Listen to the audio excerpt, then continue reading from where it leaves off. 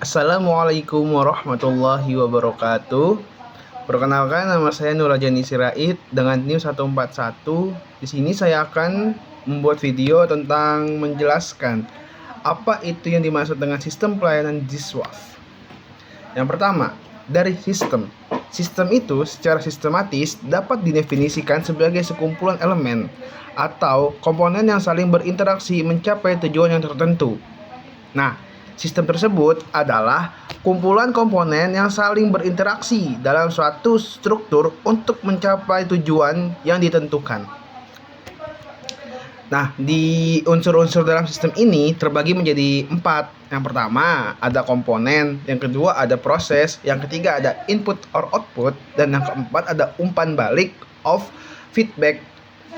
Di selanjutnya yaitu ada ciri-ciri pelayanan yang terbaik menurut sistem pelayanan ZISWAF. Yang pertama ada kecepatan dan ketepatan waktu. Dan yang kedua ada sikap ramah dan profesional. Yang saya contohkan di sikap ramah atau profesional ini, misalkan kita sebagai pelayanan ZISWAF itu, contoh di Basnas sebagai FO, itu kan kita menerima mustahik atau menerima muzaki ya. Nah, itu tuh kita harus bersopan, ramah, profesional. Yang pertama kita sampaikan salam dulu kepada para pengunjung yang datang ke lembaga. Dan yang pertama kita sampaikan tujuannya untuk apa dan apa yang ingin disampaikan ke tempat kita. Habis itu selanjutnya yang nomor 3 ada kualitas produk atau layanan yang konsisten. Nah, yang saya contohkan lagi di sini tuh ada yang namanya, saya ambil contoh di Basnas Depok ya. Ini kualitas produk atau layanan yang konsisten. Misalkan pelayanan dari kami dari Basnas Depok itu pernah yang namanya memberikan makan yang hangat, memberikan minum. Karena apa? Karena yang namanya dari luar itu butuh tenaga panas ya kan.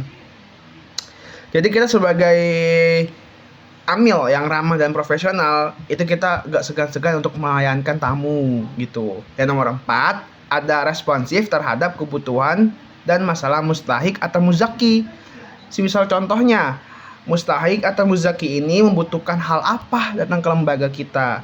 Contoh, muzaki ingin berdonatur, zakat akhir tahun seperti yang sekarang. Misalkan bisnis dia itu dari awal Januari sampai akhir Desember ingin berzakat. Kira-kira berapa persennya, berapa yang harus dizakatkan, berapa yang harus diinfakkan juga kadang-kadang ada. Misalkan kayak mustahik, dia itu membutuhkan bantuan